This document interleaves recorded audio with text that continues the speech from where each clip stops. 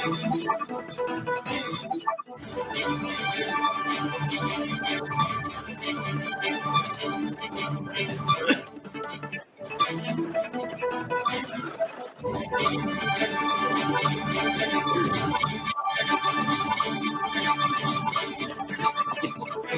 Cascolan, right? Cascolan. Can anyone hear me? Kaspolan. Thank you. Kaspolan. Wait a Tama. second. Yeah, wait a second.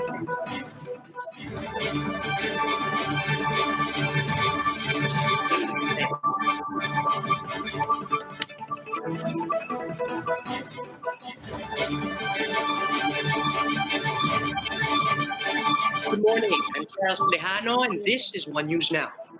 Starting today, long-term passport holders from the Philippines will be barred from entering Malaysia due to recent spike in confirmed imported coronavirus cases from the country. Indian and Indonesian passport holders, as well as those boarding Qatar Airway flights, are also included in the entry ban. Affected Filipinos are comprised of permanent residents, Malaysia My Second Home pass holders, expatriates, and students. However, Malaysian immigration authorities may consider the entry of foreigners based on compassionate grounds and emergencies. Diplomats and their dependents are exempted from the restriction. They can get approval from the country's Ministry of Foreign Affairs and Immigration Department. Given these developments, the DFA advises Filipino travelers to check ahead of travel dates with airlines as well as embassies before booking a ticket. The local government of Baliwag, Bulacan will be implementing intensified border control starting today. This after confirmed COVID-19 cases in the town soared to 189. Mayor Ferdy Estrella says they want to limit entry to Baliwag strictly for authorized persons under IATF guidelines. Estrella explained that 61% of those who contracted the virus in their town had a history of travel to high-risk areas like NCR. The local executive advised Baliwag residents working outside the town to temporarily rent a place near their workplace. The intensified border control in Baliwag will be in effect until September 30.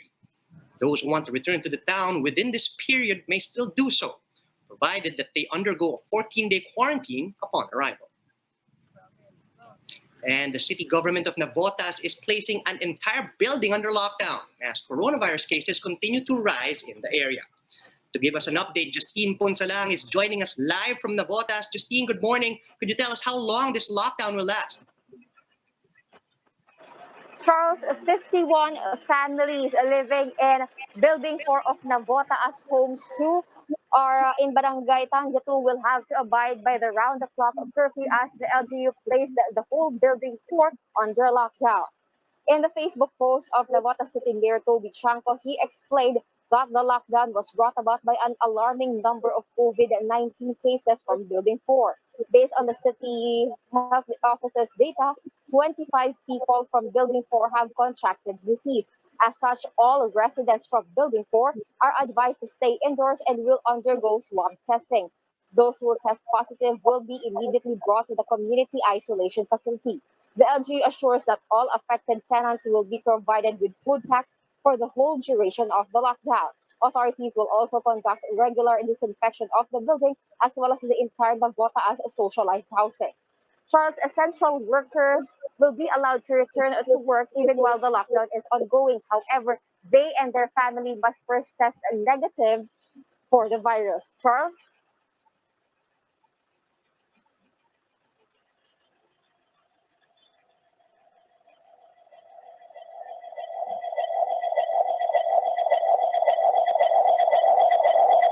Well, Charles, around 200 to 250 residents will be locked inside their homes for the next 13 days because in a building has 51 doors or 51 units, which consists roughly about average of five members per family. So that is about 200 to 250 families that will be placed that must stay indoors for the next 13 days or 2 weeks. Charles? All right, thanks, Justine. You mentioned that food packs will be distributed. How does the LGU plan to do this? Well, Charles, yesterday the LGU has already distributed the food packs. The process is they will be leaving the food packs door to door, so that the residents will not need to leave their units, so that they will continue their quarantine inside their homes. Charles? Right, Justine, one last question before I let you go. Essential workers will be still allowed to leave the premises. How frequent will they conduct swab testing?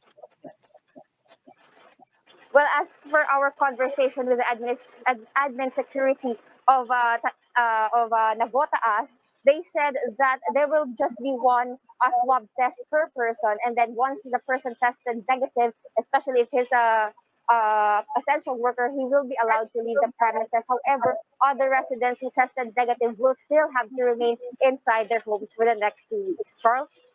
All right, thanks for that, Justine. That was Justine Punsalang reporting live from Navotas. We'll be back with more stories after a quick break. Keep it here on One News.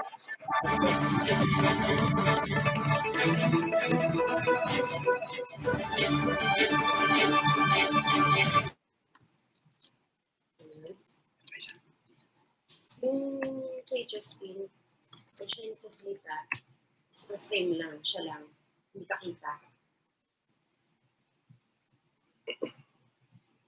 Kaskolan. Pasko. Pasko. Kaskolan.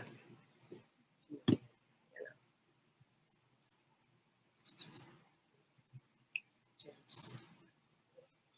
Ah, Di pa tapos.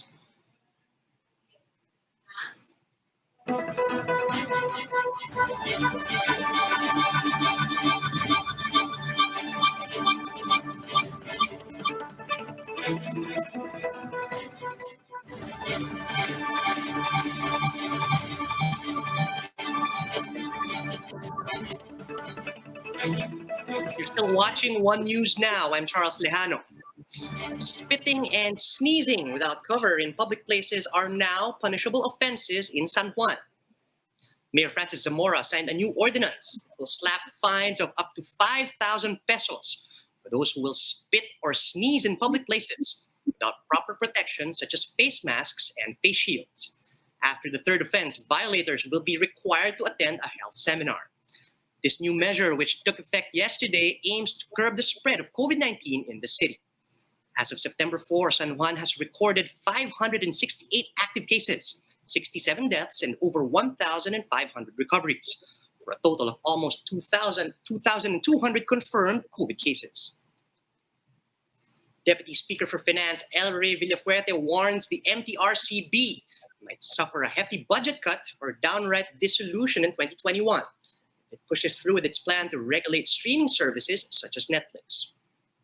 Villafuerte describes the agency's proposal as a regulatory overstretch, a product of an imbecilic mindset. The Deputy Speaker explained that regulating online streaming services is a form of censorship that is no longer attuned to the New World Order. He added that the idea is futile and a waste of government resources, considering there are other more offensive and obscene materials that can be accessed online.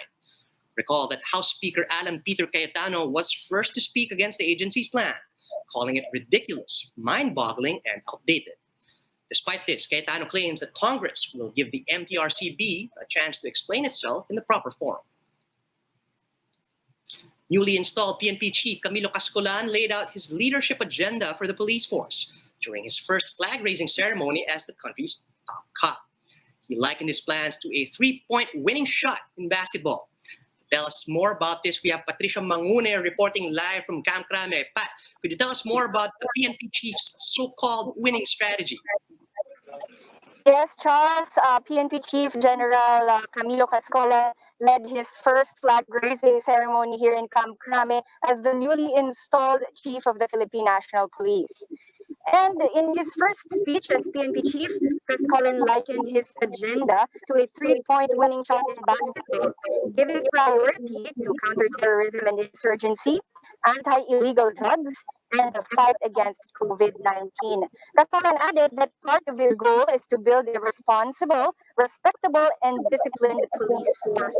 The ceremony coincided with the oath-taking of new officials for their new designations in the PNP Command Group, as well as the signing of resumption orders and the turnover of office symbols and inventory.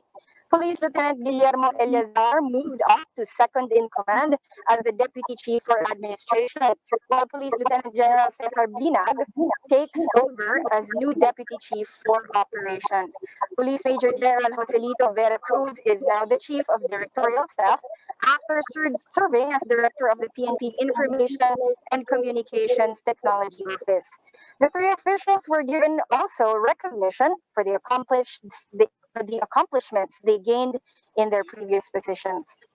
Charles Cascola noted that his stint will be brief as he will be retiring by November unless he will be extended. But still, he stressed that his term as PNP chief should be remembered for the results of his leadership.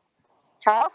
All right, thanks for that, Pat. I'd like to find out now that Police Lieutenant Guillermo Eleazar is moving up the PNP ranks, will he still lead the Joint Task Force against COVID-19? Yes, Charles. Lieutenant General Guillermo Eleazar will still be the head of the JTF COVID Shield for the PNP.